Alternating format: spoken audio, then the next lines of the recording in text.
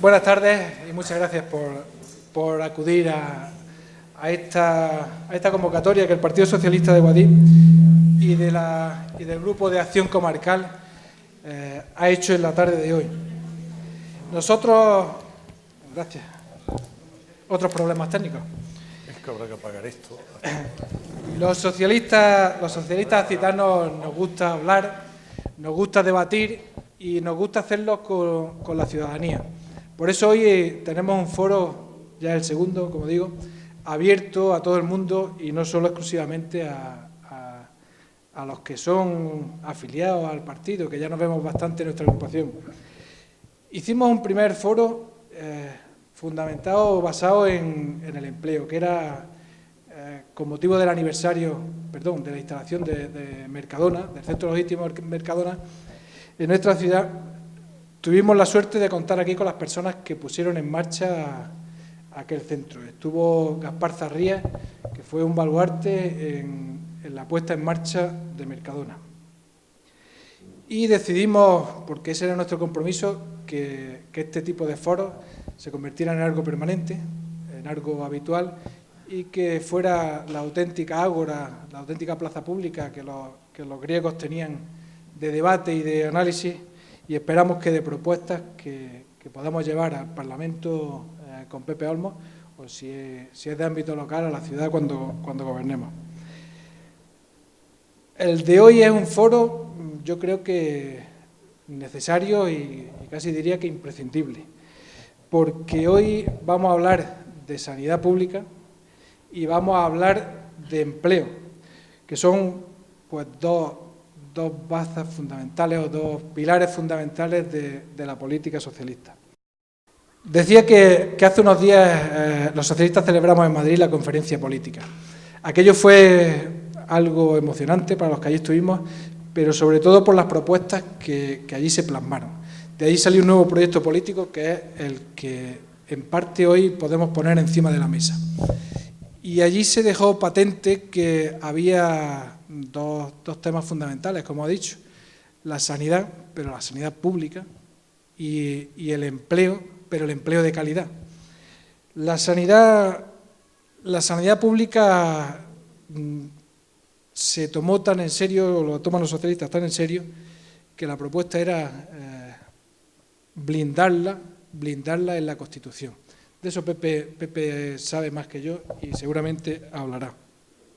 Nosotros, la verdad es que tenemos mucha suerte. Vivimos en una comunidad autónoma que está gobernada por Susana Díaz y que tiene a las personas como referencia de las políticas. Y con esa referencia es con lo que se está trabajando aquí. Tenemos la suerte, como decía, de que sea muy diferente lo que en Madrid se hace a lo que en Andalucía se hace.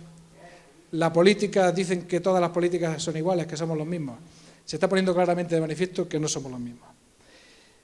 Estamos viendo cómo nos vienen copagos, cómo nos vienen privatizaciones, cómo nos vienen las subidas de los medicamentos, y estamos viendo que Rajoy nos está dejando una herencia terrorífica.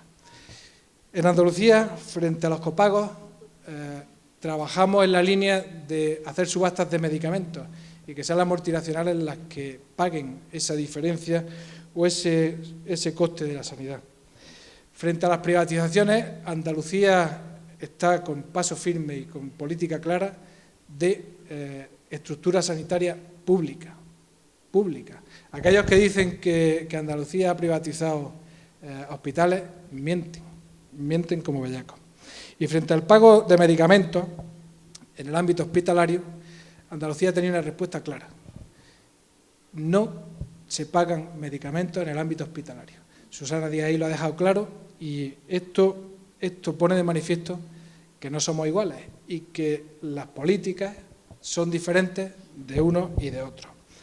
esa frase que decían, con la que han impedido que Rubalcaba interviniera ayer en Granada, de PSOE y PP, la misma punto suspensivo es mentira. Eso está quedando patente y demostrado que es absolutamente falso. No es lo mismo la política del PSOE que la que está poniendo encima de la mesa el PP. Los accitanos y la gente de la comarca de Guadix, la verdad es que somos privilegiados. Somos privilegiados de tener, como fruto de esas políticas, un hospital que yo por desgracia lo he tenido que frecuentar bastante, pero que nos hace sentirnos orgullosos, porque tenemos un hospital que es la envidia del mundo. Y lo dicen los usuarios, no es que lo diga yo, porque fue algo que muchos socialistas que hoy están aquí trabajaron y mucho porque ese hospital estuviera aquí. Es que el grado de satisfacción que muestran los usuarios del hospital es elevadísimo. Es cierto que los socialistas hemos cometido errores. Esto no ha sido todo fácil. Y es cierto que los socialistas tenemos grabados en nuestra mente la fecha de mayo de 2010, cuando Zapatero en el Parlamento puso encima de la mesa recortes y recortes sociales. Recortes que nos hicieron a todos tambalearnos y que vamos a tener en la cabeza durante mucho tiempo. Pero si comparamos lo que hizo Zapatero en 2010 con lo que lleva haciendo Rajoy en solo 2 años, la diferencia creo que es abismal. Todo el mundo lo está viendo, todo el mundo que está viendo recortes y sobre todo, yo diría que hasta inquina con las clases medias y las clases trabajadoras. Están teniendo mano dura con los débiles y están teniendo mano de mantequilla con los poderosos. A los débiles nos aplican recortes, a los poderosos les aplican amnistías fiscales. Esa es la auténtica política del Partido Popular. Y si los recortes son dolorosos, los de políticas sociales para nosotros, los socialistas, lo son todavía más. Y eso Pepe nos va a hablar y nos va a poner encima de la mesa cuáles son, porque experiencia y capacidad tiene para ello. Pero nosotros llevamos diciendo mucho tiempo que uno de los principales problemas, o quizás el principal problema en España, es el empleo. Y nuestra idea ha sido siempre vincular estos foros al empleo. Por eso el foro de hoy se llama Sanidad, Innovación y Empleo, porque la sanidad también tiene el componente de generación de empleo.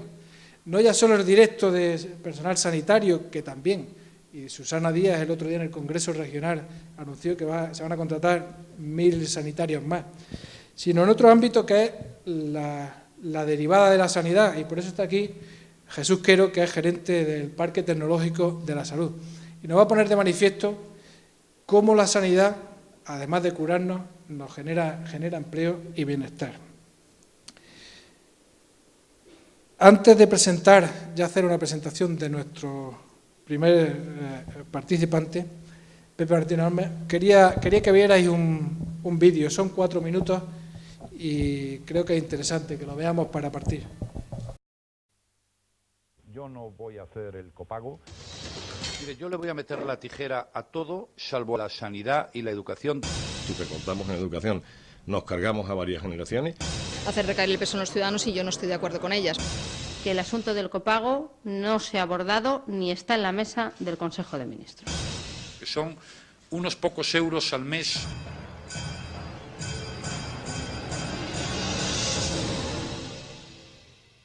Señor Rajoy, yo le pregunto, ¿descarta usted rotundamente aplicar copago en función de la renta? Sí, yo no voy a hacer el copago. Hay que recortar en todo, menos en educación. Para nosotros hay varias líneas rojas, ¿no? Y hay que marcar la línea roja. Los temas relacionados con la sanidad y con la educación. Y la línea roja, el Partido Popular ha dicho bien claro dónde está. En la sanidad, en la educación. Si recortamos en educación, nos cargamos a varias generaciones. En sanidad, porque nos jugamos la salud de todos nosotros. Mire, yo le voy a meter la tijera a todo, salvo a las pensiones públicas y luego, aunque sea competencia de las comunidades autónomas, la sanidad y la educación, donde no quiero recortar los derechos de los ciudadanos.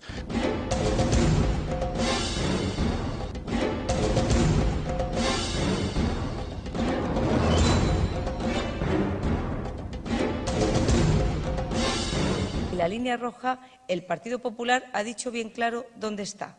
En la sanidad, en la educación. Nosotros no vamos a reducir el gasto social. Y le digo que el asunto del copago no se ha abordado ni está en la mesa del Consejo de Ministros. En relación con el tema del copago sanitario, quiero decirle que ese no es un asunto que esté sobre la mesa. Está sobre la mesa porque en algunas comunidades lo han planteado. Así de simple y así de claro. Se ha planteado a nivel del Estado central, lo han planteado algunos presidentes y algunos consejeros, como han planteado el euro por receta y como se han planteado otra serie de cuestiones, algunas de las cuales hacen recaer el peso en los ciudadanos y yo no estoy de acuerdo con ellas.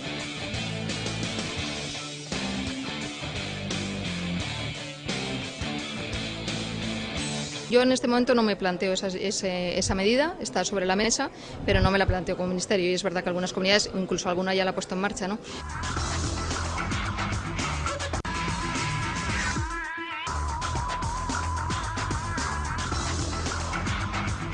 Es decir, las pensiones bajas, las que están por debajo de 18.000 euros, que es el tope para declarar a la renta, pagarán 8 euros máximo al mes.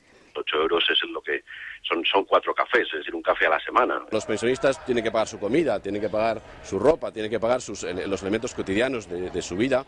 Parece razonable que las medicinas, que es un elemento esencial de la salud, pues tengan una pequeña contribución por parte de estas personas. Que son unos pocos euros al mes.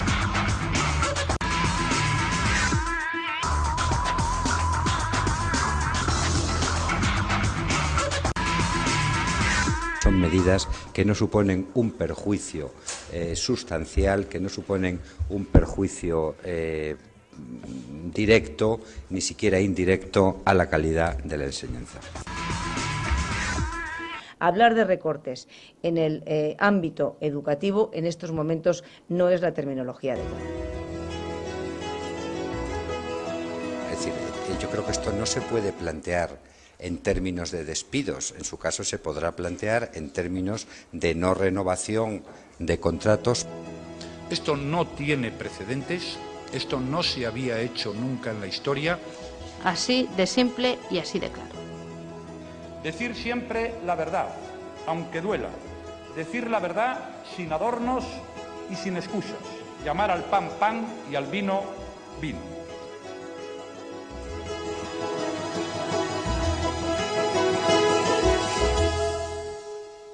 Bueno, pues llevaban razón en la primera parte del vídeo, que había líneas rojas que no se debían de pasar y la han pasado. Y lo de llamar al pan pan y al vino vino, eso se les olvidó. Bueno, vamos a la presentación de nuestro primer invitado estelar. Tenemos dos grandes personas aquí conmigo.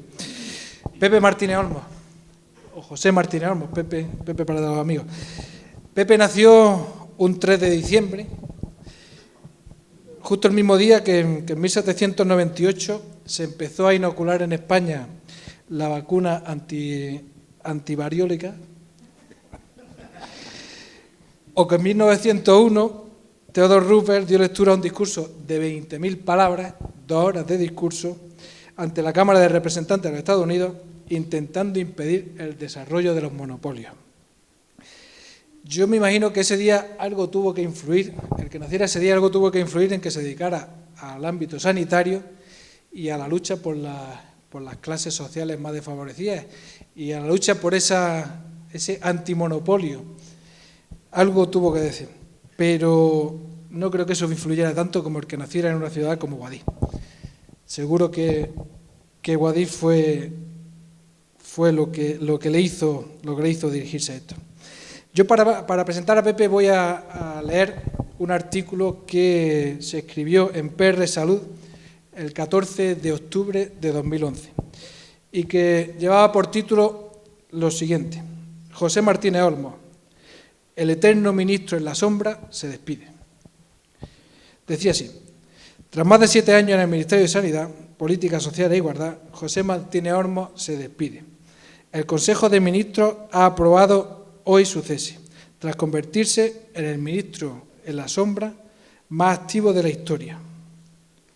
Eterno número 2 ha logrado mantenerse en este organismo con los 4 ministros que han pasado durante estas 2 legislaturas por el Gobierno socialista.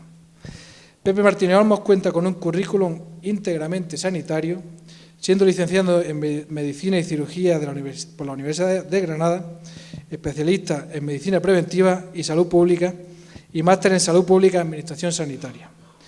Una experiencia que quizás se haya convertido en su principal baza para sobrevivir a 4 ministros: Elena Salgado, Bernat Soria, Trinidad Jiménez y finalmente Leire Pagín. Yo lo único que me queda añadir a lo que escribió en esta publicación el día que cesaron a Pepe, solo me quedaría añadir que le faltó decir y nació en Guadix. Pepe, todo tuyo. Muchas gracias. Muchas gracias, buenas tardes a todos y a todas. Y lo primero, Juan Ignacio, agradecerte la presentación y agradecerte la invitación y agradecerle a todos ustedes que hayan venido.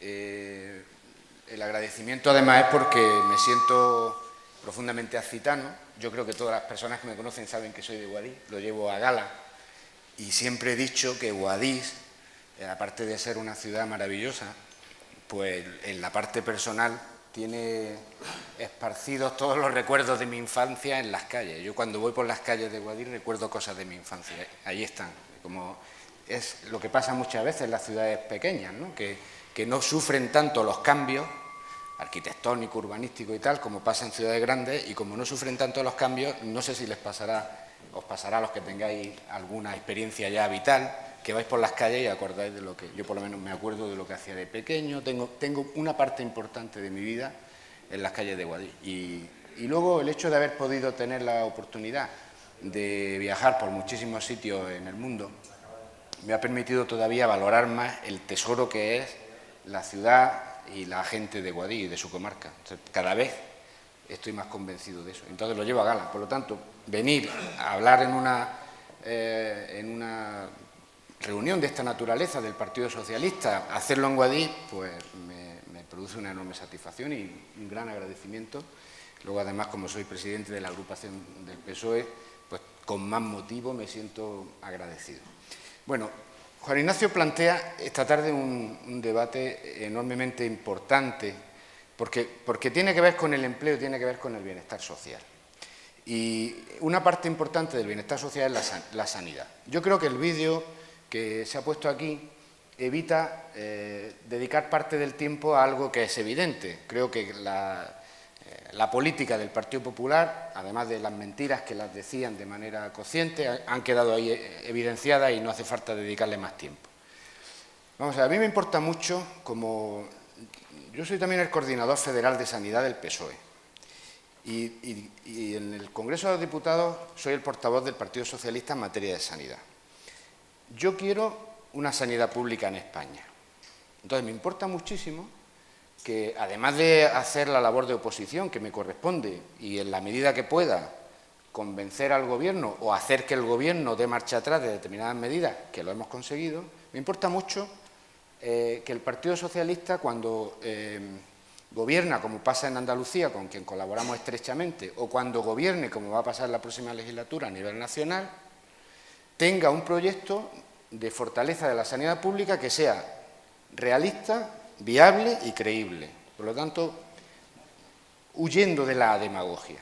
Porque yo creo que el Partido Socialista no tiene que hacer mucho esfuerzo para demostrar su compromiso por la sanidad pública. El sistema público de salud lo crearon los socialistas. Y tengo que recordar que la Ley General de Sanidad, que se aprobó en 1986, la derecha de Alianza Popular se abstuvo porque decía que estábamos montando un sistema de salud comunista. Pero fue tal acierto el que tuvimos como gobierno socialista y el que tuvo Ernest Lluch montando un sistema nacional de salud, que con el paso del tiempo se convirtió en uno de los elementos más, digamos, más queridos por la población, que ni siquiera cuando llegó Aznar al gobierno pudieron llevar adelante su programa de privatización, que lo llevaban en la primera legislatura donde gobernaron. O sea, la solidez del sistema que creamos obligó al Partido Popular a aceptar una realidad Y por lo tanto, cuando Aznar, incluso con mayoría absoluta, estuvo gobernando, no fue capaz de desmontar el sistema público de salud, aunque siempre lo habían querido. Y es importante el sistema público de salud por varios motivos. Uno, para la gente que somos progresistas, que progresistas somos muchos más que los que estamos en el PSOE, votan al PSOE en esta materia, mucha parte de la sociedad quieren igualdad. Igualdad como ciudadanos. Entonces, uno de los elementos que más desiguales nos puede hacer en la sociedad es cómo afecta la salud a las personas. Porque hay muchísimas enfermedades que se producen en la población de manera diferente en función del nivel social, en función del trabajo que hacen las personas, en función de la vida que tiene la gente. Por lo tanto, hay muchas circunstancias que están en la desigualdad social, los más pobres, los menos formados, los que tienen menos recursos para comer bien, los que viven estresados, etcétera. Los que tienen trabajos que tienen un enorme riesgo, tienen mayor riesgo, por lo tanto, de tener más enfermedad que otros. Y eso, en esa aspiración de igualdad que tiene una buena parte de la sociedad española, cuando se traduce al ámbito sanitario, la protección de la salud con instrumentos científicos puede permitir que la desigualdad disminuya y que, por lo tanto, podamos afrontar la posibilidad de tener enfermedades mejor que lo podríamos afrontar si estuviéramos solos, si no tuviéramos la protección de un sistema sanitario avalado por el Estado. Esto es fundamental. Os voy a poner un ejemplo. Las personas que no tienen recursos comen peor y comen alimentos que tienen un riesgo de producir, por decir alguna enfermedad, colesterol, hipertensión, incremento de la glucemia, por lo tanto diabetes, hacen menos ejercicio, por lo tanto artrosis, etcétera, ¿de acuerdo? Por lo tanto, el que haya políticas desde el Estado que vayan tendentes a incrementar su capacidad de educación sanitaria, a favorecer que puedan hacer ejercicio físico, etcétera, a nivel preventivo, iguala a las personas. Este es un primer elemento importante. Y os puedo asegurar que no es comparable la acción del ámbito de la sanidad desde lo público que desde lo privado para corregir desigualdades. Esto lo entiende cualquiera. En el ámbito privado, sea cual sea el ámbito donde queramos hablar, las personas, los empresarios que se dedican a esa actividad lo hacen para ganar dinero. Y es legítimo. Pero hay circunstancias donde invertir en salud no es rentable desde el punto de vista empresarial. ¿De acuerdo? Por eso es desde el Estado como mejor se pueden plantear en la implementación de programas con conocimiento científico, pero tendentes a disminuir la desigualdad. Bueno, no es casualidad que la población haya percibido esto y lo haya incorporado de una manera tan evidente, hasta el punto de que si nosotros analizamos un periodo importante de nuestra historia, desde que se muere Franco y empieza la democracia y al poco tiempo, con la Constitución reconociendo el derecho a la protección a la salud y la acción de los gobiernos socialistas, ponemos en marcha un sistema sanitario, nos situamos de tener una serie de indicadores de salud y de desigualdad en la salud en España que eran propios del tercer mundo, nos situamos en el año 2011 a estar entre los primeros países del mundo, en morbilidad por cáncer, en mortalidad por cáncer, en mortalidad infantil, movilidad infantil, bueno, todos los indicadores que nos sirven a los profesionales de la sanidad para medir cómo está una población. Y si lo hacemos desde el punto de vista de cómo afecta la enfermedad en función de clases sociales, con una enorme mejora, un gran avance en materia de igualdad. Esto es lo que ha hecho, y además de una manera muy simple, la gente sabía, digamos, fijaros un poco lo que ha pasado ha sido que de estar en un sistema en los años 80 donde la gente decía, si tengo, por ejemplo, un cáncer, me tengo que ir a Houston, a estar en una situación donde la gente sabía que cualquier avance científico estaba metido en el sistema sanitario público. Y, por lo tanto, la tranquilidad de que estoy protegido como ciudadano y la tranquilidad de que si necesito una atención sanitaria la voy a tener desde el Estado, desde lo público. De tal manera que nos situamos en 2011 con un sistema sanitario que tiene una valoración social importantísima. No solamente de la gente de izquierda, esto es importante decirlo, porque es un acierto del PSOE para el conjunto de la sociedad. Por lo tanto, no hay que argumentar mucho más sobre las ventajas que tiene que el sistema sea público, que incorpore todas las innovaciones, todos los nuevos medicamentos, todas las nuevas tecnologías, que forme a los mejores médicos y que no haya discriminación por ser de un sitio, por ser de una raza, por tener más ingresos, por tener menos ingresos, para ser atendido cuando se necesita. Eso creo que es algo que queda claro. Pero, además, la gente entiende que un sistema sanitario eficaz permite cohesión y paz social, porque te sientes protegido y por lo tanto te sientes parte de una sociedad, más allá de que el sistema siempre tenga cosas que mejorar, pero te sientes protegido. La gente que tenemos mi edad y más, yo recuerdo cuando yo me ponía enfermo aquí en Guadix, que el médico que nos atendía muchas veces estaba en el liceo, porque era a las 7 de la tarde, a las 8, lo que fuera, estaba jugando a las cartas, mi padre venía acojonado por la calle San Antonio y para abajo diciendo, hostia, ahora me va a pedir y no tengo.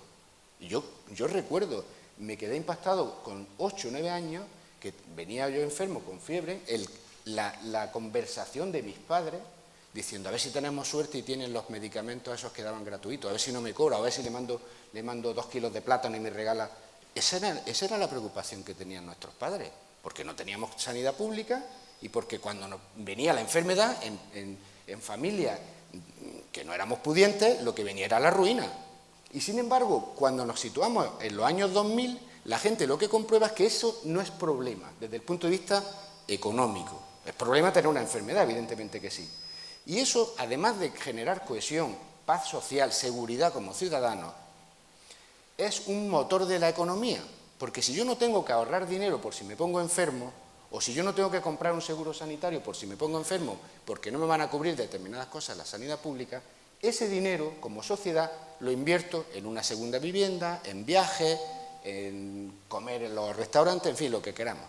¿Me entendéis? Por lo tanto, el efecto también en la economía, cuando tú tienes una sociedad segura y tranquila, porque el sistema sanitario no restringe, no recorta, no impide el acceso a determinados servicios, es un efecto también inevitable que también quiero subrayar esta tarde porque es importante. Y un tercer elemento que quiero señalar es el hecho de que con el paso del tiempo la sanidad pública se convirtió en la primera empresa del país. Alrededor de la sanidad pública están trabajando 1.200.000 personas. No hay ninguna empresa que tenga 1.200.000 trabajadores. Y en muchos municipios, ejemplo Guadix, la primera empresa es en este caso la del Servicio Andaluz de Salud.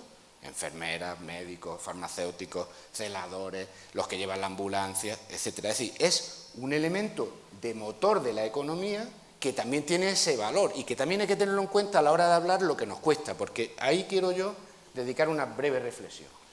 Estos señores del vídeo dicen que la sanidad pública es insostenible, porque es un pozo sin fondo que gasta mucho.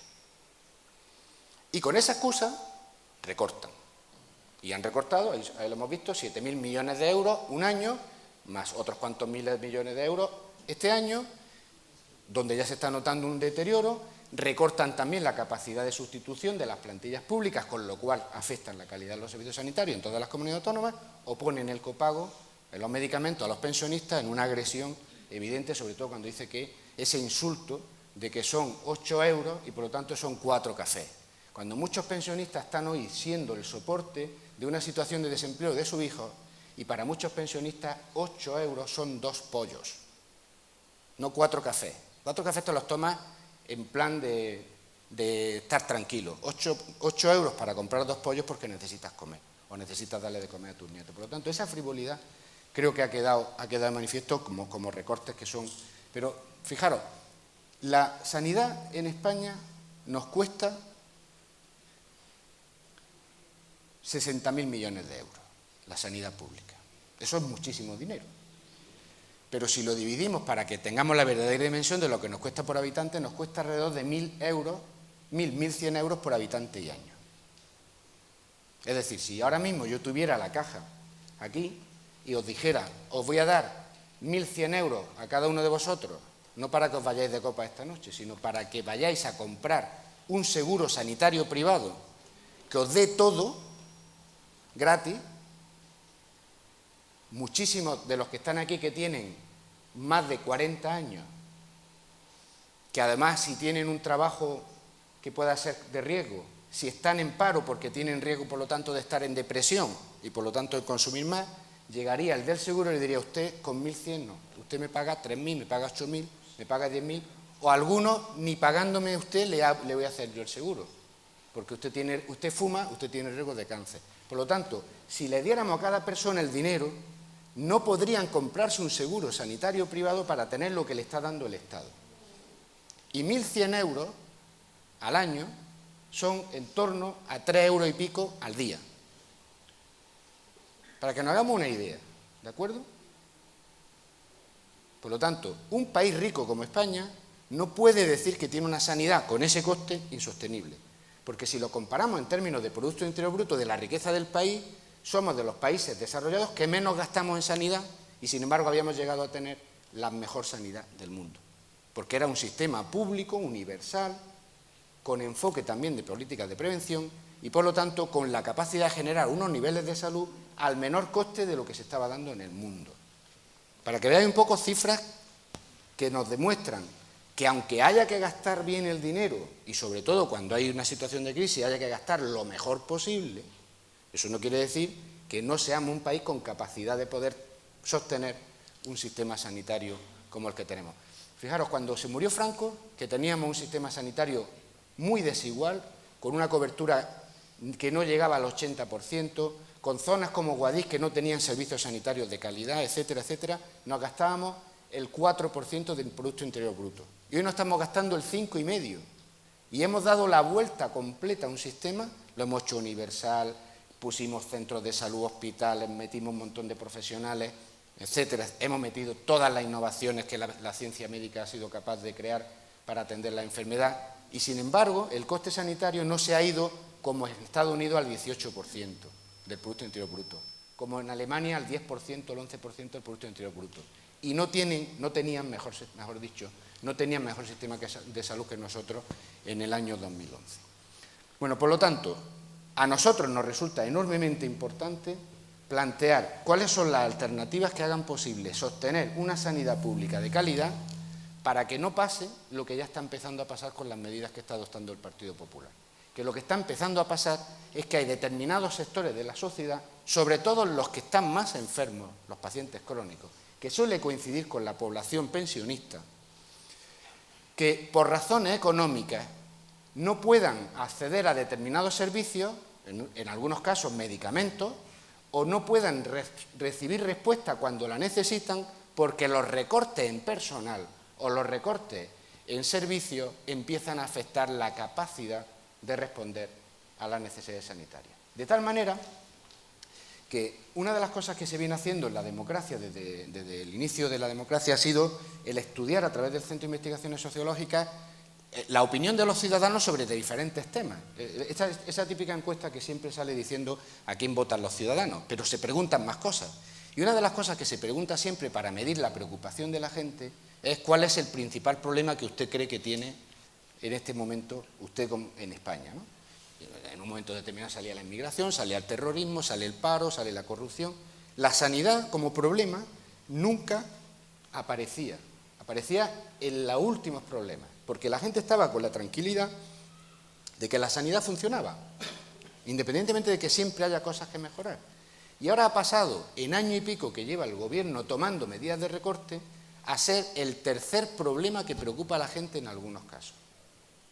Fijaros el cambio que ha dado la situación, porque la gente percibe que los recortes que se están haciendo están poniendo en riesgo la capacidad de responder la sanidad cuando hace falta.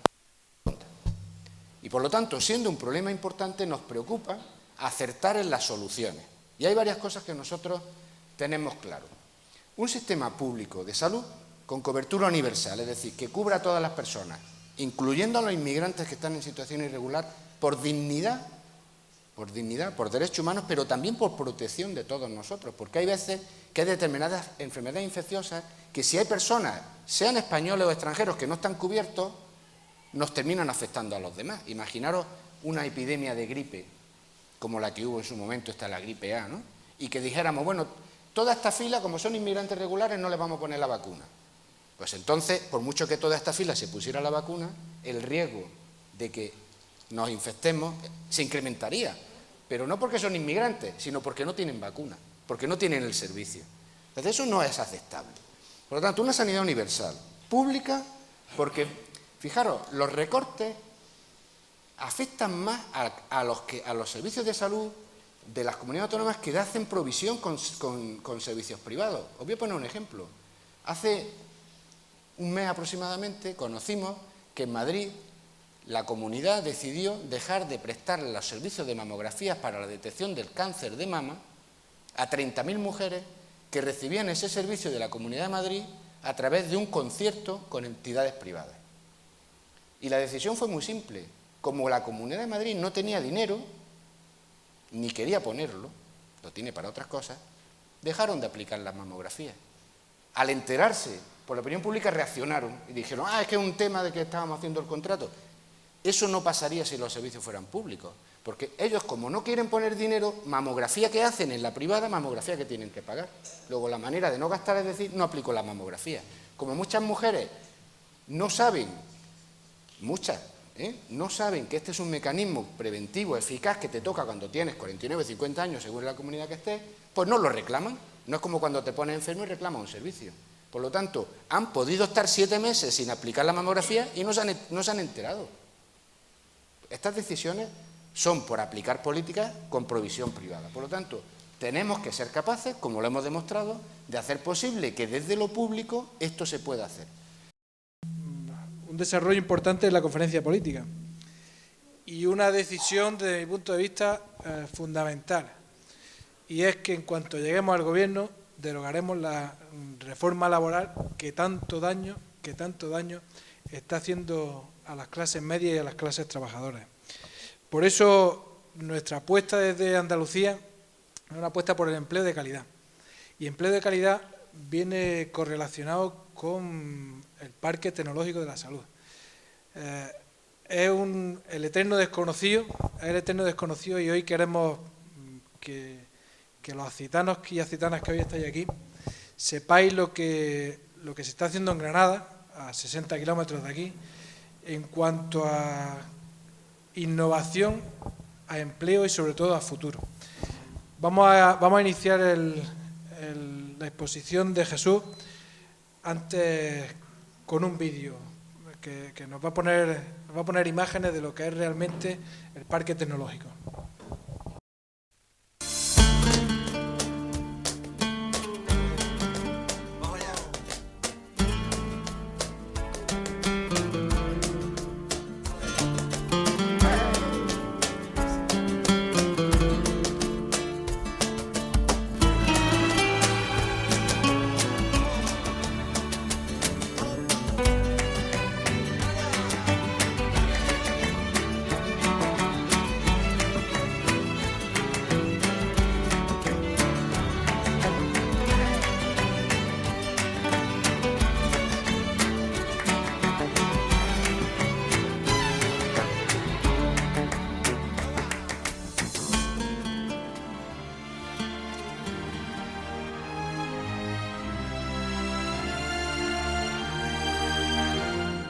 El Parque Tecnológico de la Salud es un espacio biosanitario de más de 625.000 metros cuadrados, adecuado a las condiciones de su entorno y competitivo en las 4 áreas principales que lo definen: desarrollo empresarial, asistencia sanitaria, investigación y docencia.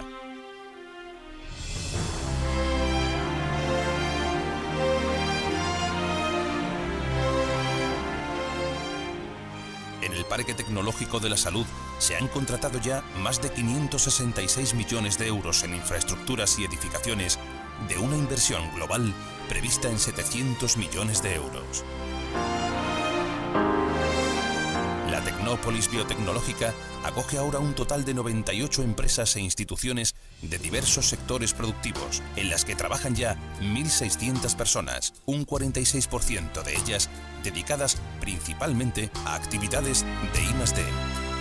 En todos los ámbitos del PTS se han generado ya más de 800 puestos de trabajo de nueva creación de cualificación media-alta. El Parque Tecnológico de la Salud, una iniciativa de la Universidad de Granada, apoyada desde su inicio por la Junta de Andalucía, Cuenta con 12 edificios operativos y 11 más en construcción o próximos a concluir.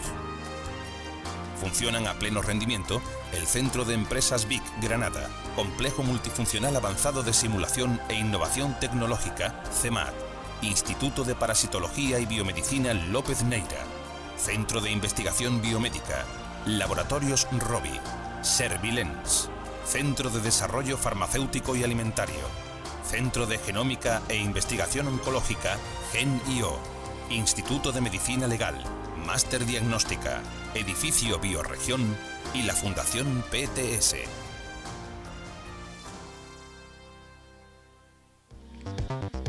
Se hallan en construcción el edificio de Servicios Generales de la Universidad, la Facultad de Medicina, el Centro de Empresas PTS, Ibermutuamur y el Instituto Internacional de Flebología, y en fase de entrar en funcionamiento los edificios de Salud Laboral, Hospital Universitario, Instituto Mixto Universitario de Deporte y Salud, Neuron Bio, Facultad de Ciencias de la Salud y Vircel.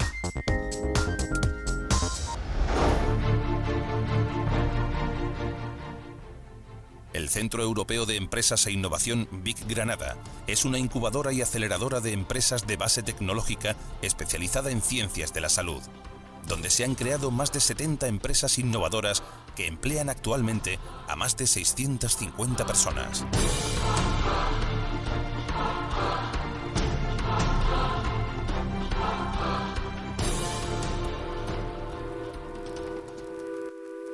La singularidad de la oferta empresarial del PTS favoreció la implantación de la planta de Rovi, la participación de Pfizer en el proyecto GenIO y la implicación de los laboratorios Merck, Sharp & Dohme, MSD, en el Centro de Excelencia para la Investigación en Medicamentos Innovadores en Andalucía, Medina, y la colaboración de la firma bioibérica con el CEMAT. En el sector alimentario, la compañía biomédica Abbott ha ampliado un acuerdo con la Universidad de Granada para dotar de más medios humanos y técnicos el Centro de Investigación en Nutrición, y también una fundación privada tutelada por la Universidad y la Junta de Andalucía es la responsable del Centro de Investigación y Desarrollo del Alimento Funcional, CIDAF, que investiga el desarrollo de productos con propiedades beneficiosas para la salud.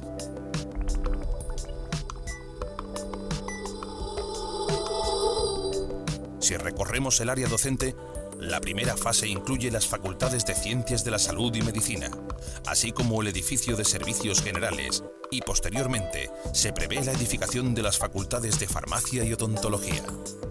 También depende de la universidad el Instituto Mixto de Deporte y Salud, diseñado para fomentar la investigación en esos campos. Cuenta con laboratorio de registro multidisciplinar, biomecánica y biomedicina, además de una zona terapéutica que acoge el área acuática, una pista y otros espacios deportivos. El modelo sanitario del Parque Tecnológico de la Salud se refleja en el nuevo hospital universitario promovido por la Junta de Andalucía. Está diseñado para una exigente demanda sanitaria y abarca diversas especialidades médicas quirúrgicas.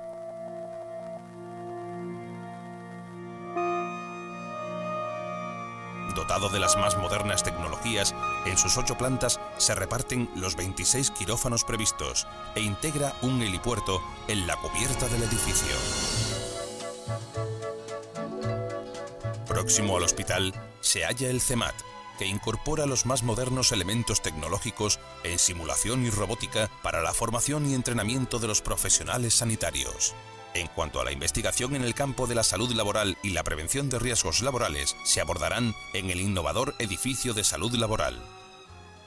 El Instituto de Medicina Legal compagina el estudio científico y la formación especializada en ciencias forenses con los servicios de patología, clínica y laboratorio forenses. En el terreno de la investigación, destaca el Centro de Investigación Biomédica, que es la sede de los prestigiosos institutos universitarios de Medicina Regenerativa, Biotecnología, Neurociencias y de Nutrición.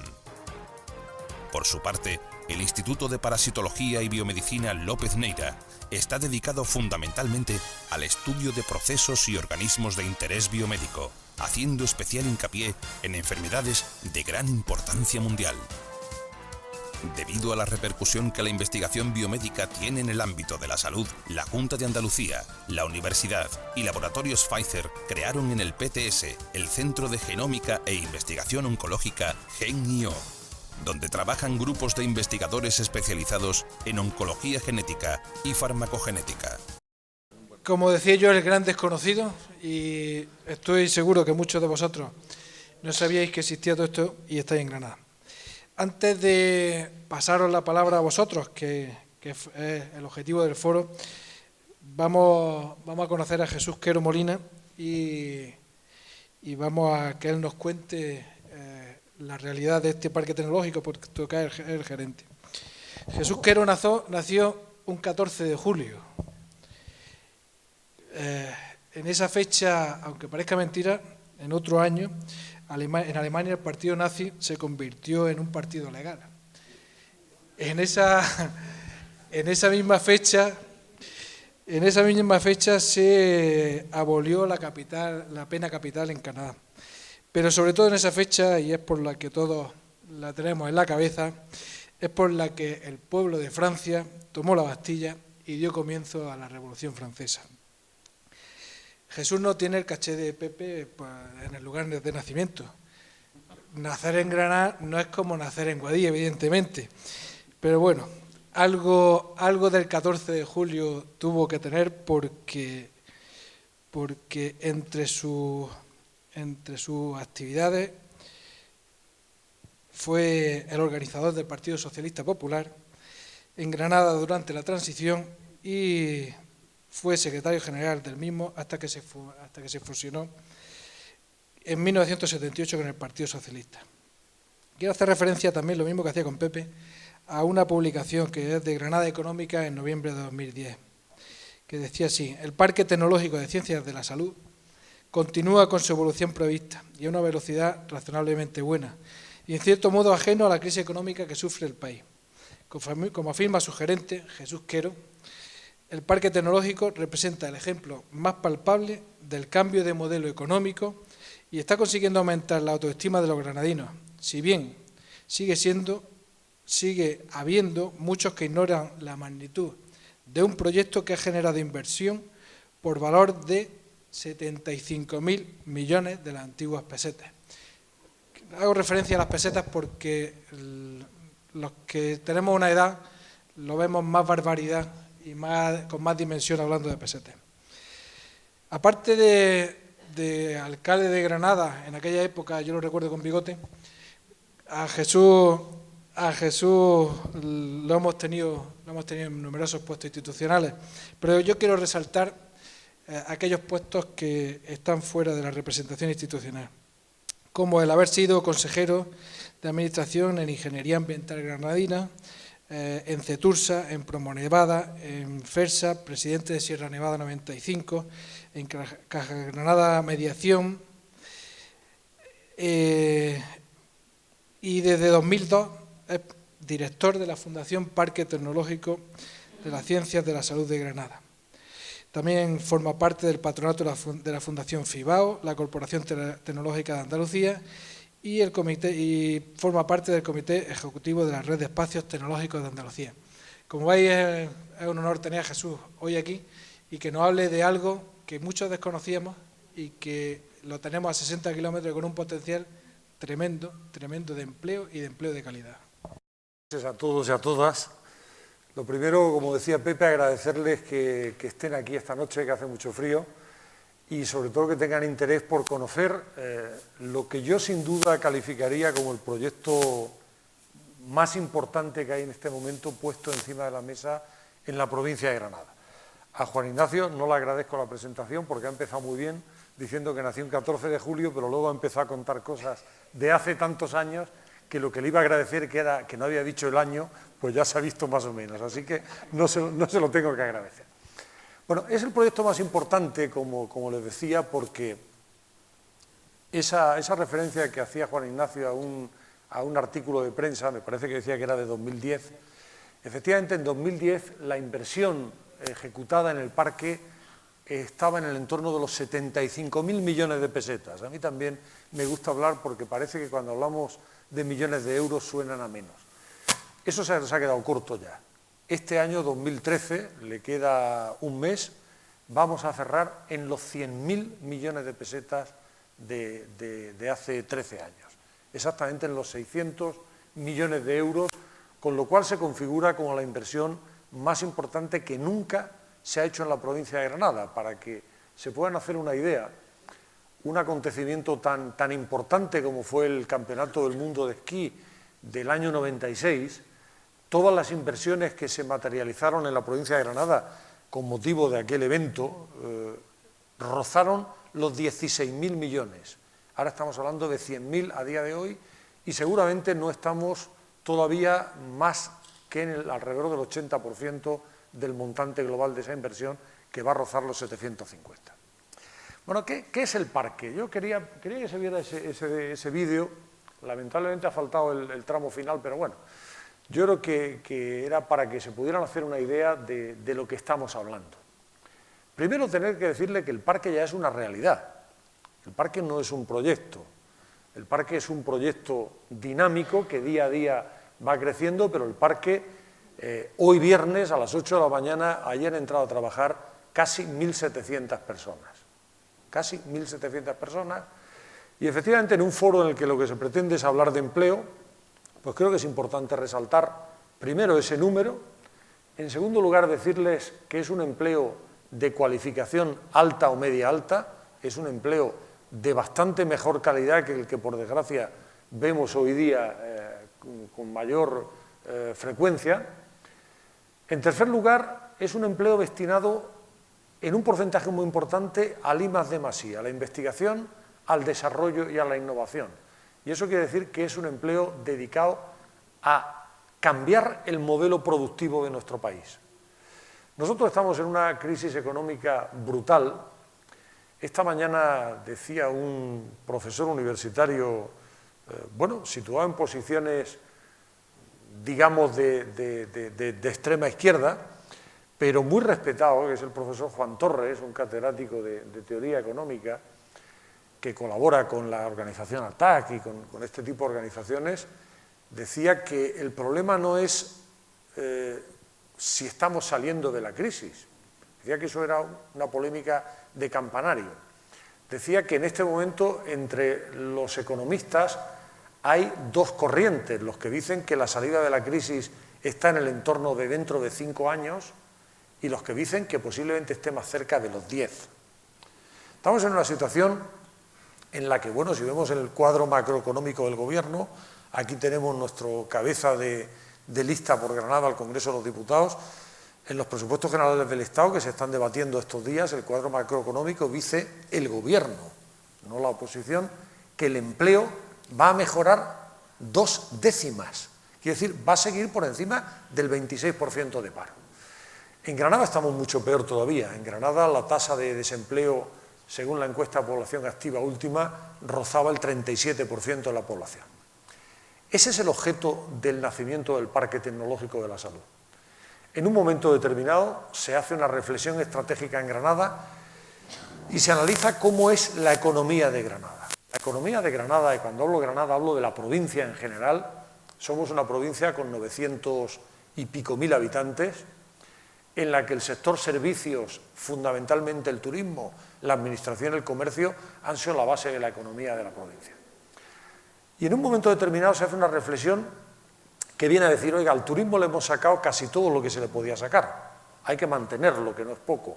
Pero la Alhambra sigue siendo el monumento más visitado de España, tenemos turismo monumental, tenemos turismo cultural, porque se ha construido el Parque de las Ciencias, porque se ha construido el Museo de la Memoria de Andalucía que hizo Caja Granada, tenemos turismo de congresos, porque hace 20 años se hizo un palacio de exposiciones y congresos, tenemos la única estación de esquí y montaña que hay al sur de Madrid, Lisboa, Valencia, por lo tanto en la mitad de la península ibérica. La costa tropical, cuando se acabe la autovía, mejorará el desarrollo. Tenemos turismo de interior, Guadix, Alhama, la Alpujarra. Pero no solamente podemos vivir de eso.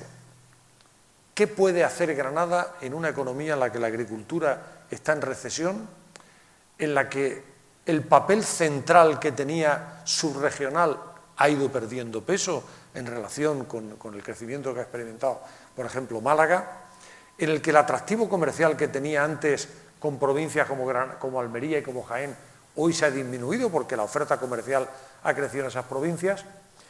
Y entonces a alguien se le enciende, alguien que tiene nombre y apellido, porque es un socialista, era rector en aquel momento de la Universidad de Granada, el profesor Pascual Rivas, plantea el hacer lo que inicialmente se llamaba el campus de la salud y que hoy conocemos como parque tecnológico. En principio era aprovechar la gran oportunidad que suponía el que el Servicio Andaluz de Salud iba a construir el primer gran hospital que hace la Junta de Andalucía en toda la comunidad autónoma. En los 31 años de existencia de la Junta de Andalucía, la comunidad se ha ido dotando de una red muy importante de hospitales comarcales, pues sin ir más lejos, en Granada el de Motril, el de Baza, el de Guadix, ahora más recientemente el de Loja, pero el hospital de capital de provincia más moderno, entre comillas, que hay en Andalucía es el Reina Sofía de Córdoba, que ya supera los 40 años. Son todos hospitales heredados del antiguo Instituto Nacional de Salud. Por lo tanto, es el mayor edificio que nunca ha construido en su historia la Junta de Andalucía, el hospital que el próximo año abrirá sus puertas en Granada. Y el profesor Rivas lo que planteaba hace ya muchos años era aprovechemos esa oportunidad para en el entorno del hospital localizar todas las titulaciones universitarias que tienen que ver con la ciencia de la vida y la salud y algunos institutos universitarios. Cuando yo me hago cargo de este proyecto, yo le doy una vuelta de tuerca más. Y la vuelta de tuerca es, hombre, si vamos a tener la oportunidad de una inversión tan descomunal como esa que hacía referencia hace un momento, de 600 millones de euros ya, aprovechemos a la vez para generar desarrollo empresarial y, por consiguiente, riqueza y puestos de trabajo. El Parque Tecnológico de la Salud es un proyecto de desarrollo económico de Granada y su provincia. No es un proyecto sanitario, no es un proyecto docente, no es un proyecto asistencial, tiene todos esos elementos, pero en definitiva el parámetro por el que mediremos dentro de 10 años si el proyecto del parque ha sido un éxito o no, no va a ser las patentes que generen los grupos de investigación que hay en el parque, no van a ser las técnicas quirúrgicas innovadoras que se puedan aplicar en el nuevo hospital, no van a ser publicaciones científicas que hagan grupos de investigación. Todo eso son medios para conseguir un fin que es generar riqueza y puestos de trabajo. ¿Por qué? Porque Granada tiene, a mí me gusta hacer referencia siempre a eso, Granada tiene una gran paradoja. El término no es mío, el término lo ha acuñado el profesor Teodoro Luque, que es catedrático de Organización de Empresas de la Facultad de Económicas de Granada. La paradoja granadina, ¿en qué consiste? Somos una provincia, como decía antes, con 900.000 habitantes, somos el 1,95% de la población española. La superficie de la provincia de Granada es el 2,5% en números redondos de la superficie total de España. Y uno dice, hombre, si somos el 2,5% de la superficie, bueno, vamos a fijarnos más no en la superficie, sino en la población, somos el 1,95%, nos correspondería el 1,95% de la riqueza española. Pues no, tenemos el 1,4%. Nuestra participación en el Producto Interior Bruto del país es solo del 1,4%. Y aquí viene la gran paradoja. En ranking de producción científica, Granada supone el 4% de todo el país. Y al final la reflexión estratégica que se hizo es muy simple. ¿Qué podemos hacer? ¿Qué tenemos que hacer? ¿Qué debemos hacer para exprimir al máximo ese 4% de producción científica y transformarlo en riqueza y puestos de trabajo, de manera que el Producto Interior Bruto, que la riqueza de la provincia, pueda subir desde el 1,4 como mínimo al 1,95, que es el que nos correspondería por población? Ese es el papel del parque tecnológico. El papel del parque tecnológico se ejerce de dos maneras. Uno, atrayendo empresas, ha hecho referencia a Pepe antes y se han visto algunas en el vídeo. Hubo un punto de inflexión que fue la llegada del laboratorio Rovi. Pepe era secretario general de Sanidad en aquel momento y tuvo mucho que ver en aquella llegada del laboratorio Rovi. Laboratorio Rovi viene a Granada y no es solo el primer laboratorio farmacéutico que venía al Parque Tecnológico de Granada, es prácticamente el primer laboratorio farmacéutico digno de llamarse así que venía a Andalucía. Toda la industria farmacéutica española está prácticamente localizada en el entorno de Madrid y en el entorno de Barcelona. A partir del laboratorio Rovi vino Pfizer. Pfizer es la primera multinacional farmacéutica del mundo, la empresa que más invierte en I+D+I de todos los sectores de actividad del mundo. Y Pfizer vino a Granada e invirtió la friolera de 17 millones de euros en un centro destinado a investigar en genómica y oncología, en intentar dar respuesta científica a esa pregunta que todos nos hacemos: si un familiar mío tuvo un proceso de cáncer, yo tendré una predisposición genética en mayor o menor medida a contraer ese tipo de enfermedad. A eso es a lo que se dedica. Y vino MSD, que es otra de las 5 grandes multinacionales farmacéuticas del mundo, que había deslocalizado, había cerrado un centro de investigación que tenía en Alcalá de Henares y, sin embargo, lo volvió a montar en Granada, dimensionado de otra manera y con otros objetivos. Vino Telefónica Investigación y Desarrollo, que está trabajando en tecnologías de la información y la comunicación aplicables al mundo de la sanidad. Más recientemente hemos conseguido que Abbott, otra gran multinacional farmacéutica, en este caso, que tiene en Granada una planta de producción de alimentación infantil, aquí lo que haga sea un, de momento, pequeño centro de investigación, pero que es el tercero que hace en alianza con universidades en todo el mundo. Esa es una de las líneas, pero no es la línea más importante del parque tecnológico. La línea más importante del parque tecnológico no es atraer empresas, eso da mucho nombre, eso da titulares de prensa. El Parque Tecnológico de Andalucía en Málaga abrió sus puertas hace 21 o 22 años con Nokia, con la multinacional de teléfonos móviles, como buque insignia. A los 4 años se fue Nokia y no pasó casi nada. Hubo muchos titulares de prensa, pero casi todos los ingenieros que trabajaban en Nokia se volvieron a reubicar en otra serie de empresas que fueron creando para seguir trabajando en el campo de la telefonía móvil. Ese es el objetivo del parque tecnológico, crear empresas o crear pequeñas empresas.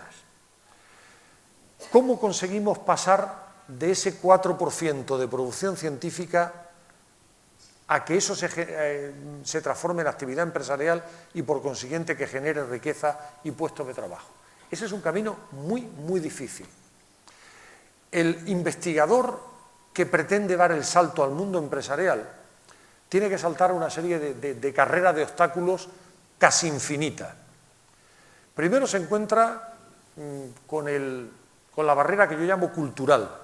Afortunadamente cada vez es menor, pero todavía existe, sobre todo en el campo de la medicina, donde cualquier profesor de la facultad ve normal tener una consulta privada, pero sin embargo, cuando un profesor de medicina piensa en montar una empresa, lo primero que lo miran los compañeros es un poco por encima del hombro.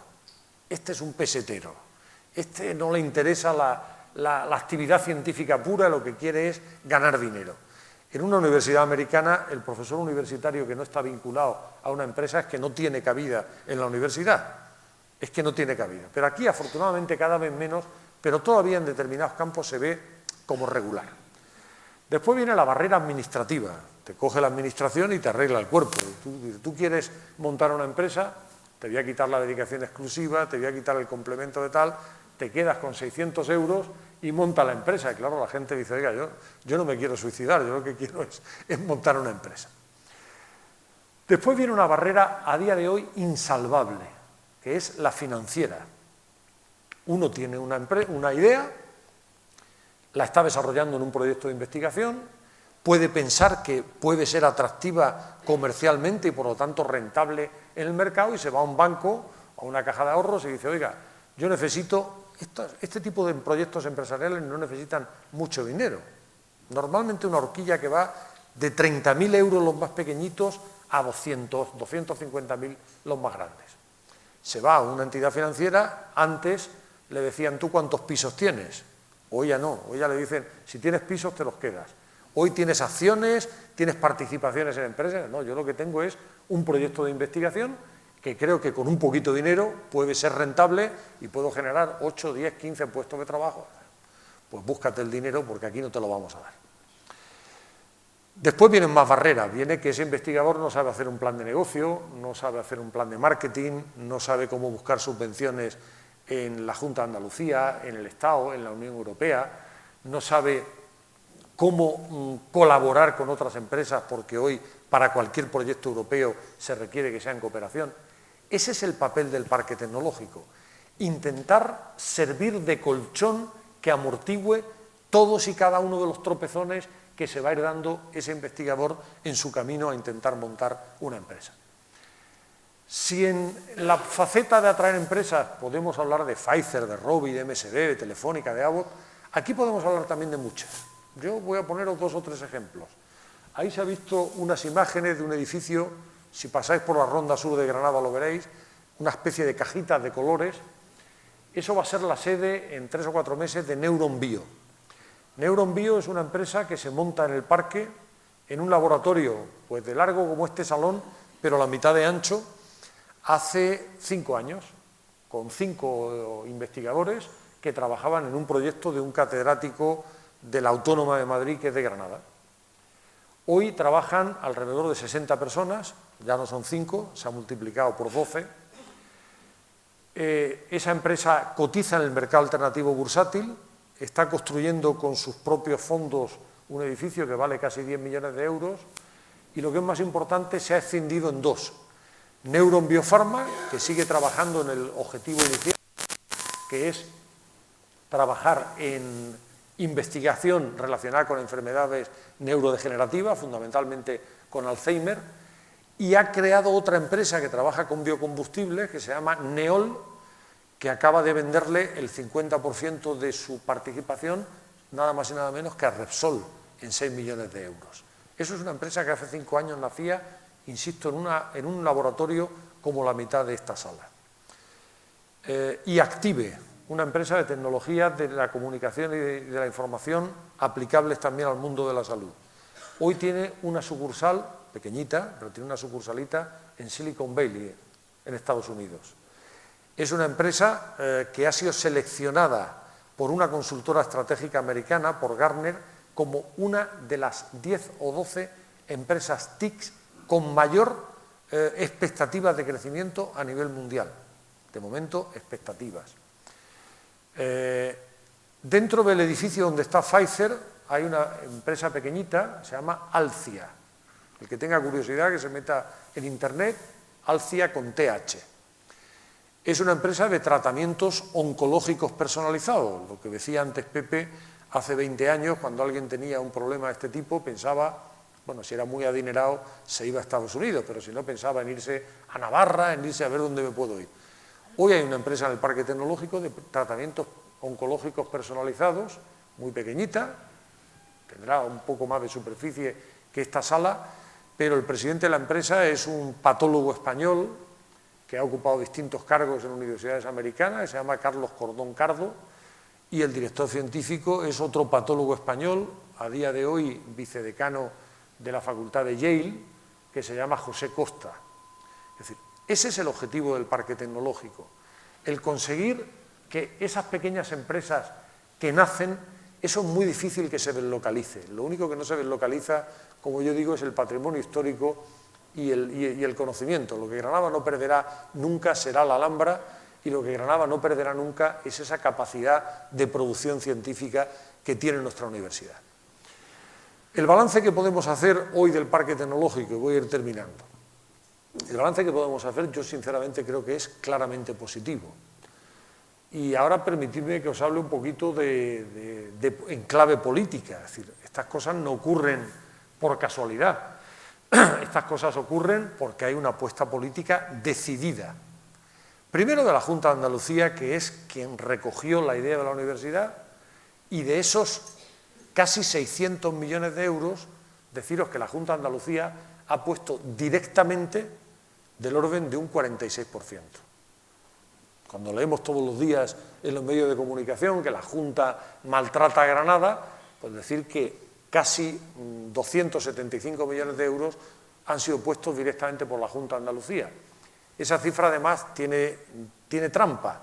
Si a eso le añadimos los alrededor de 125 que ha puesto la universidad, que esos 125 pasan por la universidad, pero vienen también de la Junta de Andalucía, os diría que prácticamente 2/3 partes de toda la inversión vienen del Gobierno andaluz, de la Consejería de Economía, de la Consejería de Salud, de otros departamentos que han invertido en el parque, pero eso es una apuesta de la que sinceramente los socialistas, y estamos en un foro que ha organizado el Partido Socialista en Guadix, podemos y debemos sacar pecho y podemos y debemos poner en valor. En segundo lugar, el Gobierno de la Nación, pero el Gobierno de la Nación no el actual, el que ha salido en el vídeo que han puesto antes de la intervención de Pepe, el anterior. Yo tenía unas diapositivas ahí, pero será complicado el recuperarlas. Me parece que hay una anterior a esa. Me parece que hay una anterior, esa. Esto es la inversión que hace el Gobierno central en parques científicos y tecnológicos del 2000 al 2012. El 2000 había un ministro de los más inteligentes que ha tenido la derecha en España, que era Josep Piqué, y sí hubo una apuesta de, hubo 189 millones de euros. Se va Josep Piqué y desaparecen los parques científicos y tecnológicos hasta que llega el Gobierno socialista en 2004. Mirar en 2005, 2006, 2007, bajó un poquito en el 8, 2009 la apuesta fue histórica, 2010, 2011 y en 2012 se acabó lo que se dio otra vez. Ahí viene una apuesta importantísima del Gobierno de la Nación socialista para que crezcan los parques científicos y tecnológicos en este país, porque es la única manera de ayudar a cambiar ese modelo productivo que nunca más podrá volver a estar basado en la construcción. La construcción recuperará, sin duda, un papel más importante del que tiene en este momento, que prácticamente es inexistente, pero nunca va a volver a ser la locomotora que tire de la economía española. Esta mañana se decía también en esa conferencia, no podemos competir con salarios bajos. Es absolutamente falso una afirmación que hoy aparece en algún medio de comunicación que dice que si los salarios bajaran un 7%, el empleo crecería un 10%. No es verdad, estamos en una sociedad de consumo y en la sociedad de consumo se basa en que hay que consumir. Y en este momento el principal problema de la crisis económica es que no hay consumo. Y si rebajamos los salarios, seguirá reduciéndose el consumo y, por lo tanto, la rueda de la economía, yo siempre digo, la economía es como una bicicleta. Puede ir más deprisa o más despacio. Puedes ir como los que van en el Tour de Francia, o si no saben montar, puedes ir haciendo así, pero siempre dándole a los pedales. En el momento en que paras de darle a los pedales, aunque hayas ganado el Tour de Francia, te caes de la bicicleta, te caes al suelo. Y la bicicleta en este momento está prácticamente con las ruedas paralizadas. Por lo tanto, la única manera que tenemos de competir de cara al futuro es con investigación, con desarrollo, con innovación, no cobrando menos los trabajadores, sino los productos y los servicios que hagamos que tengan un valor añadido diferenciador que pueda ser rentable en el mercado. El parque tecnológico, como os decía, hay otra diapositiva detrás, ahí tenéis la evolución de la inversión, la evolución del empleo. Este año vamos a cerrar con alrededor de 1.700 trabajadores. El dato más importante, algunos son traslados. La gente que trabajaba en el Consejo Superior de Investigaciones Científicas se ha trasladado, estaban al lado de la Facultad de Políticas, se han trasladado al parque. El día que se traslade el hospital también se trasladará con sus profesionales. De esos 1.700 puestos de trabajo, más de 900 era gente que no trabajaba hace 2, 3, 4 o 5 años, cuando no existía el parque. Luego ya solamente eso merecería la pena el haber hecho esa inversión tan brutal. No nos vamos a quedar ahí, hay otra diapositiva después, con las perspectivas de lo que debe ser la aportación del parque al Producto Interior Bruto y al empleo de la provincia en 2016. En 2016 el parque puede suponer más del 3% de la riqueza de la provincia, no quiero engañar a nadie, un 1,8% será trasladado, porque va a un hospital con 4.000 trabajadores, porque va a la Facultad de Medicina, porque va a la Facultad de Ciencias de la Salud, pero sí habrá generado del orden del 1,3% de riqueza de la provincia de Granada neto nuevo, y exactamente igual en el empleo. El empleo, solo la construcción del parque, ha supuesto en el periodo 2013, 1.100 empleos anualizados. O sea, todos los años ha habido 1.100 personas, desde el arquitecto, el consultor, el peón de albañil, el guarda de la obra, que han trabajado en la construcción del parque, independientemente de esas 1.700 personas que a día de hoy están trabajando. Ese es el objetivo del parque, como decía al principio, generar riqueza, generar puestos de trabajo. El parámetro por el que se va a medir va a ser si efectivamente eso consigue ser una realidad, y desde luego pues únicamente me queda el invitaros a que si cualquiera que esté interesado algún día en que se lo enseñemos aquello, en que lo vea con mayor detenimiento, pues estamos abriendo ahora una serie de visitas a colectivos prácticamente a diario, porque creemos que efectivamente el estar encorsetado por dos autovías, la circunvalación y la Ronda Sur, y estar cortado el acceso a Granada ahora mismo por las obras del metro, hace que sea todavía un gran desconocido. Pero porque es el proyecto de futuro y porque además políticamente podemos y debemos sacar pecho, porque es la gran apuesta de la Junta de Andalucía de los últimos 10 años en la provincia de Granada, pues yo os invito a que, si estáis interesados, enseñaros con mayor detenimiento y mayor profundidad el parque. Nada más y muchas gracias. Bueno, como veis, los ponentes de esta noche son dos extraordinarios oradores, tienen las ideas clarísimas, son ideas que se están aplicando y se han aplicado desde la ideología socialista. Y ahora la palabra vuestra. Tiene que haber por ahí un micrófono. A este. Vale. El que quiera hacer una pregunta levanta la mano y vamos pasando. De la fuga de cerebros, si este tipo de políticas pueden ser solución a la fuga de cerebros que tenemos ahora mismo en el país. Bueno, tienen que ser la solución, porque lo que está claro es que la política que se ha desarrollado en estos 2 años que lleva el Partido Popular en el Gobierno, en el ámbito sanitario nada más, ha supuesto que por primera vez los médicos que terminan su especialización se tienen que ir fuera a trabajar. Eso antes no sucedía. Y en el ámbito de la medicina o de la enfermería, que también está pasando, muchas de estas personas que tienen que irse a buscarse la vida fuera a otros países y a otros sistemas sanitarios, incluso investigadores que han perdido sus becas, su apoyo a la investigación en el ámbito biosanitario, terminan recalando en hospitales, en centros de investigación biomédica, donde son pioneros y no van a volver, salvo que haya políticas diferentes, que las tenemos que hacer de manera activa.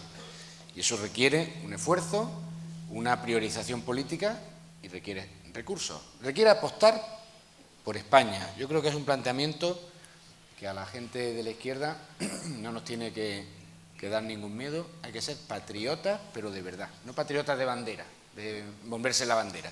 Defender nuestro país significa hacer estas cosas. Yo diría que no solamente debe ser una solución a ese problema, sino que en algunos casos, en el parque tecnológico, lo que ha supuesto es el retorno de cerebros que se habían ido. El centro Genio, el centro Pfizer, que está gestionado por la Junta de Andalucía de la Universidad, pues os animo a que miréis en Google, que lo dice todo hoy, un investigador que se llama Pedro Medina Vico, Premio Andalucía de Investigación, pues es un chaval, porque estamos hablando de un investigador que debe andar por los 35 o 36 años, que ha vuelto de Estados Unidos. José Luis García Pérez, este yo creo que es más chaval todavía, es un investigador que ha vuelto de Estados Unidos, aquí hay profesionales sanitarios, es un hijo del célebre oncólogo García Puche. Bueno, pues García Puche va a ser dentro de muy poco el padre de García Pérez, porque este es un tipo con un currículum francamente espectacular en Estados Unidos. Pablo Menéndez, que fue primer director del Banco de Células Madre, es otro investigador retornado, en este caso del Reino Unido, y así podía seguir dando nombres de gente que hay que apostar por ellos, que hay que ofrecerle unas condiciones de trabajo más atractivas que las que tienen fuera, unas condiciones de trabajo más dignas que las que en su día le impulsaron a irse de España, pero que sin su concurso, desde luego, no vamos a llegar muy lejos. Ha estado hablando del copago y a mí me gustaría que me dijera ¿seguiría el copago sanitario cuando el PSOE gane las elecciones? Bueno, claramente no. Nosotros estamos comprometiendo que cuando gobernemos lo que tiene que ver con la sanidad va a recibir un impulso incluso en la Constitución española como un derecho. Pero hablando de copago, el copago es una aportación económica por un servicio, en este caso por medicamentos que se adquieren en las farmacias y ahora lo quieren poner también por medicamentos que se adquieren en las farmacias de los hospitales. Entonces, cuando se paga por un servicio, el problema que nos podemos encontrar es que ese precio sea una dificultad para acceder a ese servicio. Y hoy estamos viendo cómo determinados sectores de la población que tienen rentas muy bajas y que tienen además en esa renta el soporte a problemas familiares, cuando llega el día 20 de cada mes empiezan a dejar de comprar algunos medicamentos o a tomarlos de otra manera diferente. De tal manera, esto se lo digo yo a la ministra lo niega, pero vamos, puede negar lo que quiera, la realidad es la que eso conlleva un perjuicio en la salud de esas personas, porque dejan de tomarse tratamientos que son crónicos, y además cuesta luego más dinero porque la agudización o el desequilibrio en esas enfermedades luego lo tenemos que atender en la urgencia hospitalaria. Entonces se puede y se va a quitar el copago a los pensionistas cuando gobierne el Partido Socialista. Estamos demostrando que hay una fórmula, que puede ser la de la subasta de medicamentos, hay otra fórmula, pero eso es un compromiso absolutamente inequívoco. No es justo que la gente que tiene menos recursos, el copago se le pueda convertir en una barrera para acceder a los servicios. Bueno, esta mujer que presenta esta pregunta es la presidenta del Colegio de Farmacéuticos de Lugo y sabe perfectamente, escribe mucho en la revista sanitaria y sabe perfectamente el efecto negativo que tienen estas decisiones, ¿no? Entonces, nosotros, el Gobierno socialista aprobó una ley en el año 2011, una ley de salud pública que pretende obligar al desarrollo de políticas preventivas buscando ese enfoque de igualdad que yo antes comentaba.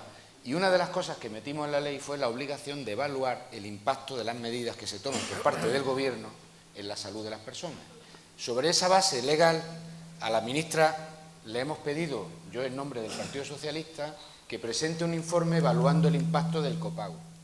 Pero la mayoría absoluta del Partido Popular vota que no a esa iniciativa. Claro que habría que evaluarlo, pero ya no es porque sea una medida buena o mala o regular. Es que la sociedad democrática, que es el planteamiento que nosotros tenemos con esa ley que aprobamos en 2011, tiene derecho a conocer cómo mejora o empeora la salud las decisiones que tomamos. Porque es la manera de mejorar. Si mejora, continuamos esas políticas y si perjudica, rectificamos esas políticas. Esa es la democracia. Eso es lo que no cree el Partido Popular. Porque lo que quiere es degradar la sanidad pública. Quiere que la gente tenga miedo de que la sanidad pública vaya a funcionar bien para que los que tengan dinero se hagan un seguro. Dentro de poco vais a escuchar cómo hay cantos de sirena desde los sectores empresariales, de los seguros privados, y el Partido Popular le dará cabida de que hay que hacer desgravaciones fiscales a quien compra seguros privados, para hacer más fácil que los que tienen dinero tengan seguros privados. El descreme, habría en el modelo que tiene el Partido Popular una sanidad para los que tienen más dinero y una sanidad, os acordáis de la beneficencia, ¿no? Pues un poco el planteamiento. Ahora, eso no va a pasar, primero porque Andalucía está poniendo coto a eso en el marco que puede, porque también hay que tener en cuenta que el Gobierno toma decisiones que perjudican al conjunto del sistema sanitario. Y segundo, porque nosotros vamos a volver al Gobierno con una convicción absoluta de cómo se tienen que resolver estas cuestiones que perjudican a la gente. Muchas gracias. Me gustaría, antes de hacer la pregunta, decirle al señor Quiro que le tomamos la palabra, porque estoy segura que muchas de las asociaciones de mujeres de aquí de Guadix y de Los Anejos nos hará mucha ilusión ir a visitar el parque. Hay una pregunta que está en la calle que nos hace la gente joven. ¿Cómo las empresas que se instalan en el parque, qué bolsas de empleo forman? ¿Cómo tiran de las distintas especialidades, de la mano de obra que necesiten, de especialistas, de como sea? ¿Cómo se puede acceder un joven que dice, yo quiero optar a un trabajo? ¿Cómo se acerca uno a estas empresas que se instalan en el campo? Bueno, aquello no es una burbuja y allí existen las mismas tensiones que existen en el resto de la sociedad. Hay una bolsa de currículum, por llamarla de alguna manera, de la que van tirando muchas de las empresas que hay allí y, bueno, pues hay bastantes jóvenes que han encontrado trabajo.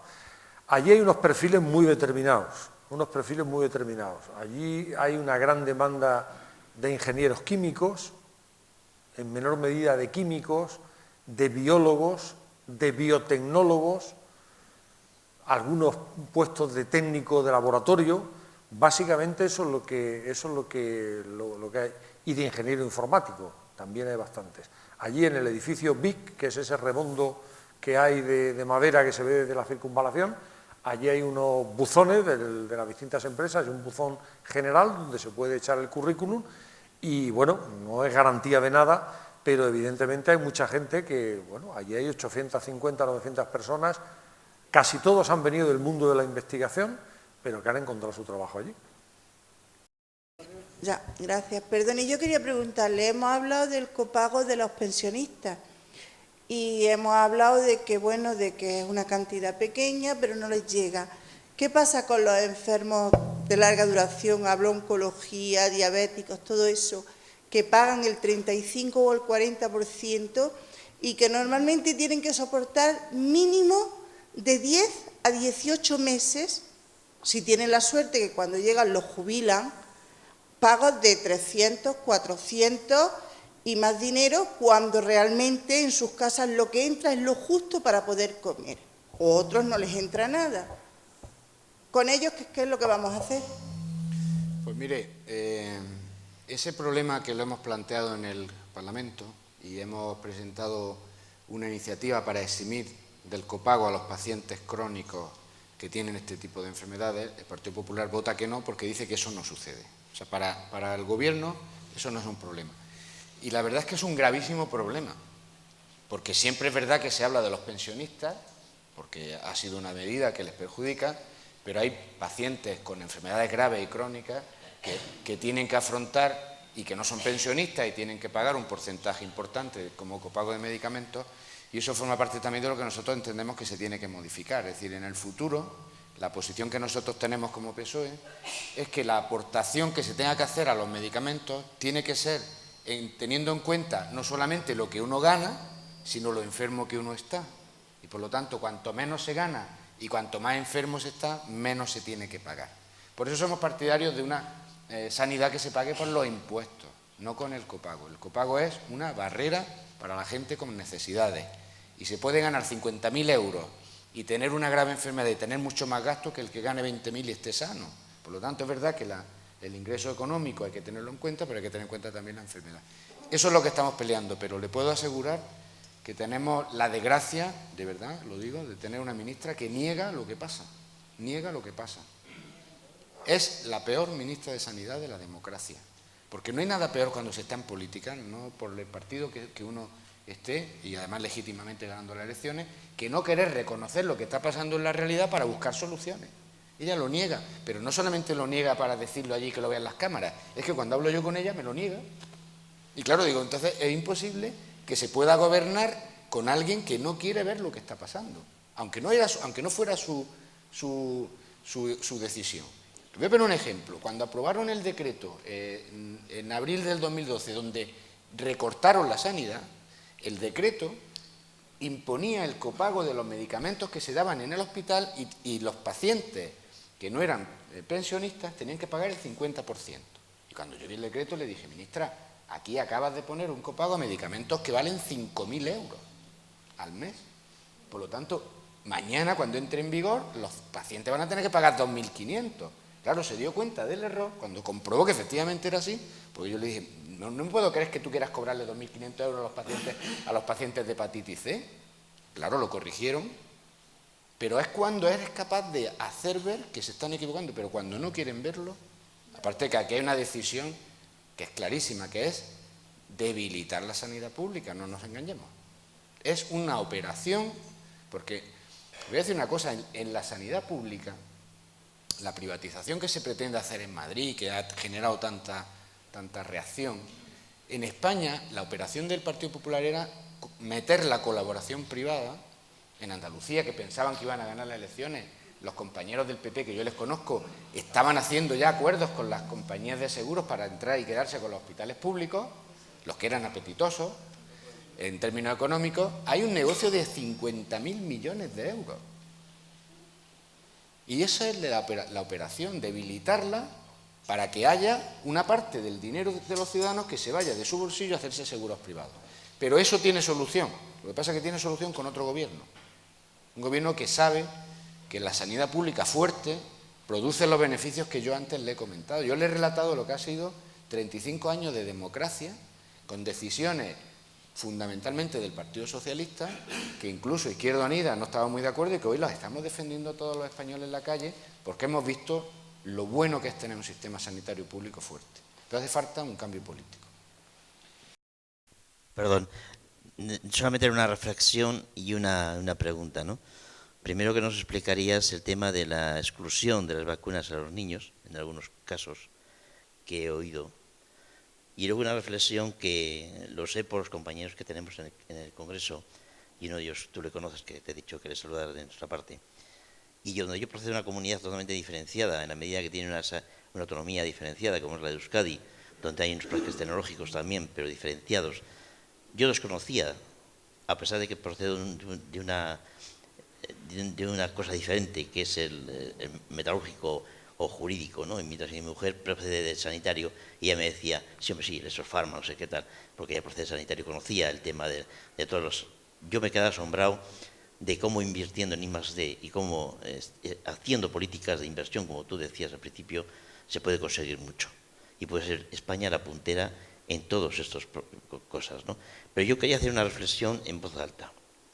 Y es a quienes, lo sé por los compañeros que estáis en el Congreso, ¿no? Que el Partido Socialista nunca pierde lo que siempre hemos, yo como socialista lo he vivido, que nunca perdemos lo que hemos, lo voy a decir con esa palabra, mamao, que es la sanidad pública, debe ser el alma prioritario, la sanidad, la educación, todo. Eso nunca se debe de perder. Y yo sé que el Partido Socialista nunca lo pierde. Y si leí los boletines del Congreso, las intervenciones vuestras, sé que el Partido Socialista interviene en ese sentido. Pero bueno, está quien está gobernando. Yo tenía miedo de que algún día, si ganaba el Partido Popular aquí, vamos, esto iba a ser esto iba a ser la de Dios, ¿no? Gracias a Dios tenemos en Euskadi una comunidad diferenciada, y lo decía primero porque cuando gobernó el Partido Socialista con el Partido Nacionalista Vasco, tú conoces además a la derecha, era la sanidad en aquel entonces una de las mejores que había. Gobernó el Partido Nacionalista Vasco y fue disminuyendo. Ha vuelto a gobernar el Partido Socialista, intentó subir y ahora estamos así, ¿no? Pero bueno, yo la reflexión, lo quería decir, lo que estáis explicando en este momento, que a mí yo me ha asombrado, primero porque vivimos en una comunidad diferenciada, pero para la gente que venimos aquí, yo creo que, y para que ganemos las elecciones debemos de trasladar eso que estás tú diciendo, y lo hago en crítica constructiva, que me gustan estos foros, pero estos foros se tienen que repetir en muchos pueblos, en muchos lugares, en muchos sitios, para que sepa el ciudadano dónde estamos y quién está gobernando. No lo que dicen los medios de comunicación, que yo los odio. Veo Canal Sur nada más. Mi mujer me dice, Canal Sur, Canal Sur, Canal Sur. Es decir, yo leo Canal Sur nada más. ¿Por qué? Porque me están dando una realidad. Si veo otro medio de comunicación, bueno, me pongo de mala leche. Por lo tanto, yo lo que digo es una reflexión que debes de trasladar lo que vosotros estáis haciendo en el Congreso, que me parece loable, a todo ciudadano. Para que lo conozcamos, no lo hagamos 6 meses antes de las elecciones, de verdad. Gracias. ¿Alguna pregunta?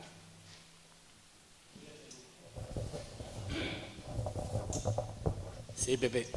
Buenas noches. Mira, te quería preguntar, a nivel práctico, desde un punto de vista de un paciente en Andalucía, un paciente en Valencia, un paciente en Castilla y León, ¿hay alguna diferencia? Es decir, cuando uno va a lo práctico, nosotros llevamos gobernando aquí 31 años en Andalucía, tú que sí, desde la Torre de Vigilancia de Madrid verás con otra perspectiva. Me gustaría que nos dijeras las diferencias que ves donde gobierna el PP o donde gobierna el PSOE, esas diferencias, si hay diferencias en lo práctico. Pues hay varias, te puedo decir, Chelu. Una de concepto.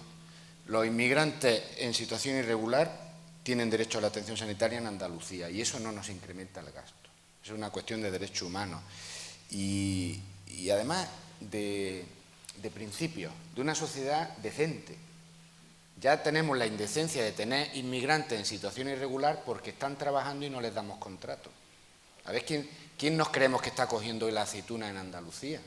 O en el, vamos, hablo de Andalucía, en el resto de España, o en los invernaderos, o cuidando a nuestros niños, a nuestras madres. Hay mucha gente que está trabajando de otros países, pero no le hacen contrato. Y ya son inmigrantes irregulares. Entonces va el gobierno del PP y le quita el derecho a la sanidad. Eso no es decente.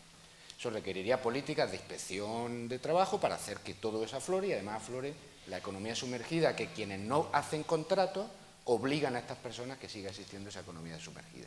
Esa es una primera cuestión. Somos de las pocas comunidades que reconoce el derecho a pesar de que se lo ha quitado el gobierno. Pero cuestiones concretas. Los pensionistas.